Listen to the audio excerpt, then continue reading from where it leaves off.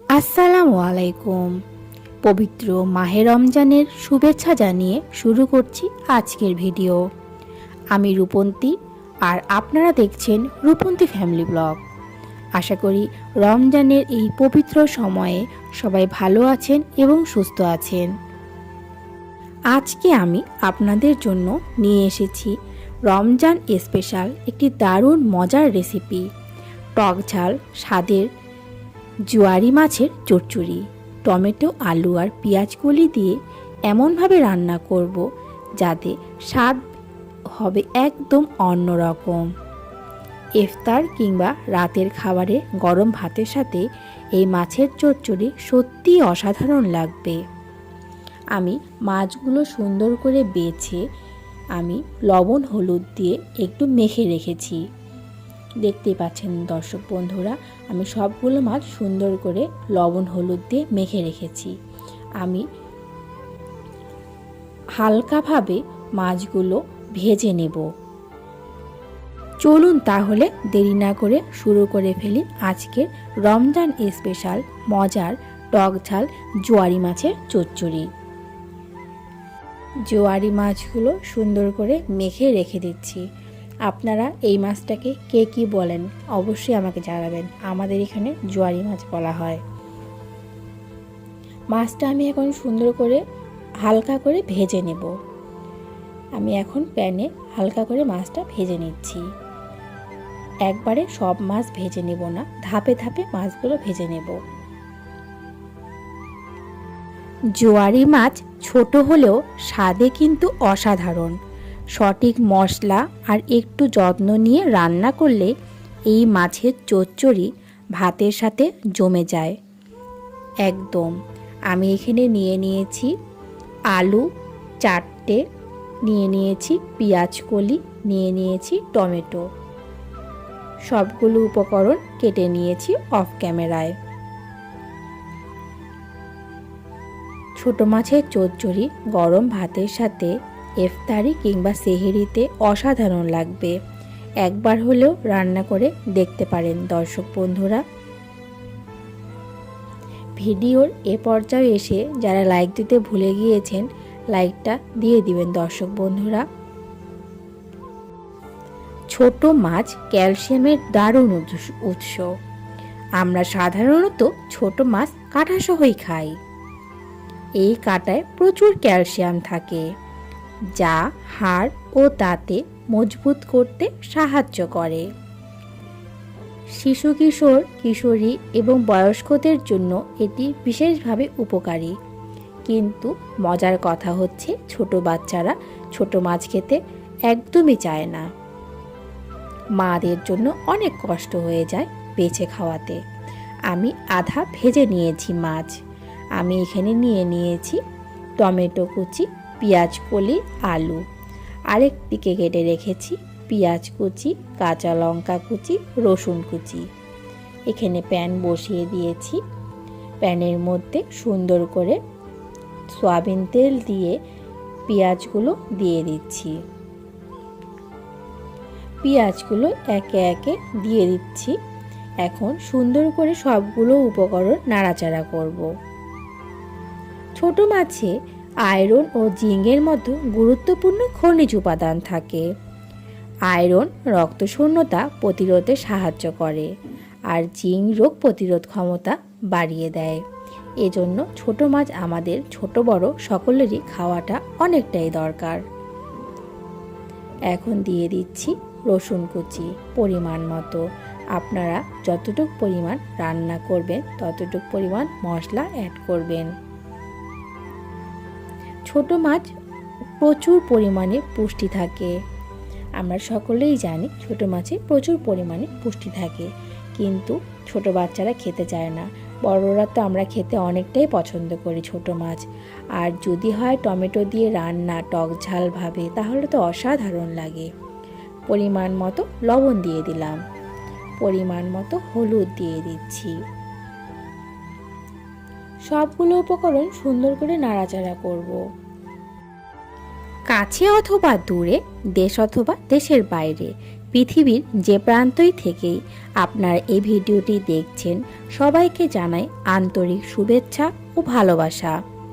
হয়তো কেউ এখন নিজের বাড়িতে বসে দেখছেন, কেউ কর্মস্থলে ছোট বিরতিতে, আবার কেউ হয়তো প্রবাসে পরিবারের কথা মনে করে নিজের দেশের ভাষা আর স্বাদ খুঁজে নিচ্ছেন এই ভিডিওটির মাধ্যমে।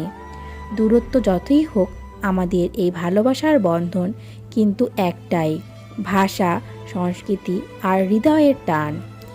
আজ প্রযুক্তির কল্যাণে পৃথিবীটা অনেক ছোট হয়ে গেছে। এক ক্লিকেই আমরা একে অপরের সাথে যুক্ত হতে পারছি। দেশ থেকে হাজার মাইল দূরে থাকলেও মনের দূরত্ব যেন একটুও নেই।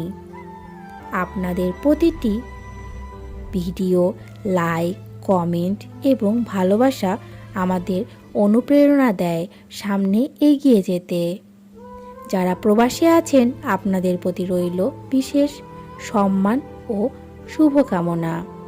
আপনারা দেশের বাইরে থেকেও দেশের সংস্কৃতি ও ভাষাকে বাঁচিয়ে রেখেছেন, এটাই আমাদের গর্ব।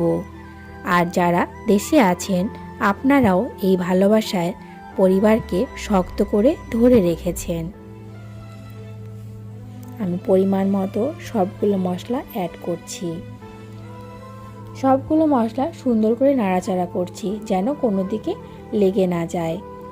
লেগে গেলে বা পুড়ে গেলে রান্নাটা একদম মজা হবে না, সেই জন্য আমি নেড়ে নিচ্ছি। এখন সবগুলো উপকরণ একে একে দিয়ে দেব। পেঁয়াজ কলি দিয়ে দিচ্ছি,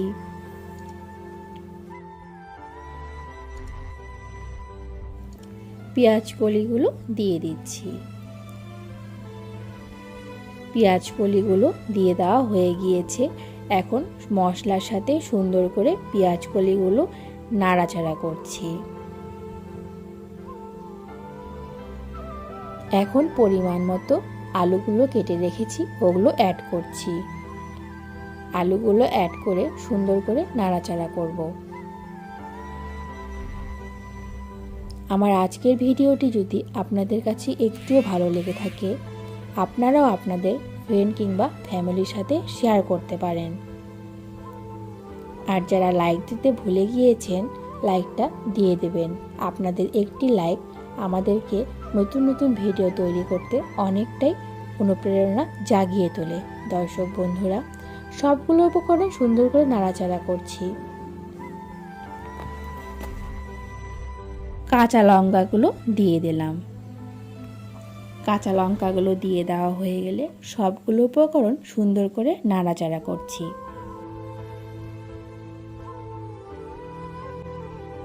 কিছুক্ষণের জন্য পানি দিয়ে রেখে দিচ্ছি। কিছুক্ষণের পানি অল্প পরিমাণে দিয়ে ঢাকনা দিয়ে রেখে দেব কিছুক্ষণের জন্য। পানি দেওয়া হয়ে গিয়েছে। এখন সুন্দর করে সবগুলো ঠিকঠাক করে নাড়াচাড়া করে ঢাকনা দিয়ে রেখে দেব কিছুক্ষণের জন্য।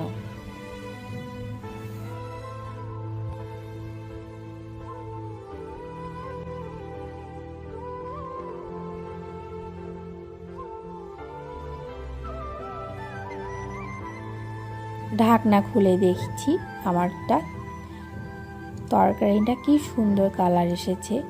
এখন ভেজে রাখা মাছগুলো দিয়ে দেব।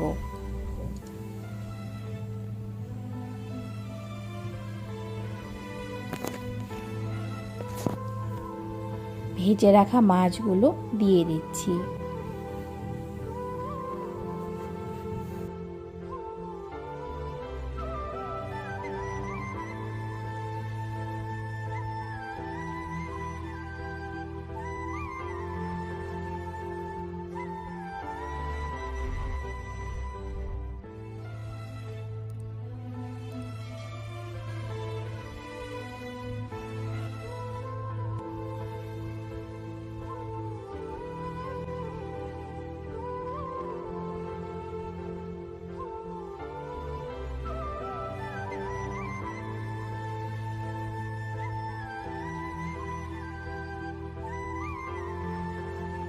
টমেটো অ্যাড করছি। পরিমাণ মতো পানি দিয়ে দিলাম। সবগুলো উপকরণ দিয়ে দেওয়া হয়ে গেলে ঢাকনা দিয়ে রেখে দেব কিছুক্ষণের জন্য। এই মজার তরকারিটি গরম ভাতের সাথে খেতে সত্যি অসাধারণ লাগবে। ভাতের ধোঁয়া ওঠা গরম প্লেটে যখন এই তরকারিটি তুলে নেবেন তখন এর ঘ্রাণেই ক্ষুধা বেড়ে যাবে দ্বিগুণ। বিশেষ করে রমজান মাসে ইফতারে বা সেহরিতে এই পদটি হতে পারে একদম পারফেক্ট। সারাদিন রোজা রাখার পর ইফতারে হালকা কিছু কিন্তু স্বাদে কিছু খেতে চাইলে এই তরকারিটি দারুণ মানিয়ে যাবে। আবার সেহরিতেও এটি পেট ভরে তৃপ্তি দেবে এবং সারাদিনের জন্য শক্তি যোগাবে। আমার তরকারিটি সুন্দর একটি কালার হয়ে এসেছে, দেখতেই পাচ্ছেন দর্শক বন্ধুরা। পরিবারের সবাইকে নিয়ে একসাথে বসে যদি গরম ভাত আর এই তরকারিটি উপভোগ করেন তাহলে খাবারের স্বাদ যেন আরও বেড়ে যায়। রান্নাটা সহজ, উপকরণ সাধারণ, কিন্তু স্বাদ একেবারে ঘরোয়া ও হৃদয় ছোঁয়া। আপনারা অবশ্যই বাসায় চেষ্টা করে দেখবেন, কেমন হয়েছে কমেন্ট করে জানাবেন। ভিডিওটি ভালো লাগলে লাইক দিয়ে শেয়ার এবং চ্যানেলটি সাবস্ক্রাইব করে পাশে থাকবেন। আমার রান্নাটা হয়ে এসেছে দর্শক বন্ধুরা, এখন আমি গরম ভাতের সাথে পরিবেশন করব। চলুন তাহলে দেখা যাক। কিছুক্ষণের জন্য রেখে দিলাম, একটু ভাপটা বেরোলে আমি চুলার আঁচটা বন্ধ করে দেব। এই তো খুলে দেখছি হয়ে গিয়েছে আমার তরকারিটি। কি সুন্দর কালার এসেছে, দেখতেই পাচ্ছেন দর্শক বন্ধুরা।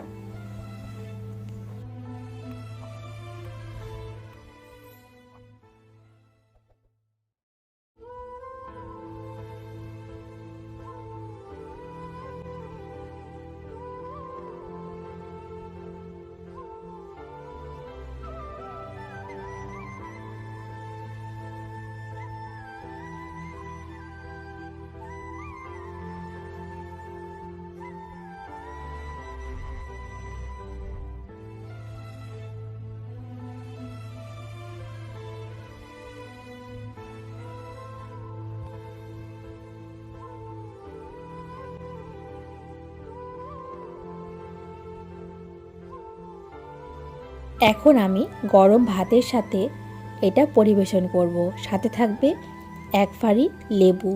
অসাধারণ আজকের রেসিপিটি। আজকের মতো এখানেই বিদায় নিচ্ছি। আবার দেখা হবে নতুন কোনো রেসিপি নিয়ে বা ভিডিও নিয়ে। আল্লাহ হাফেজ।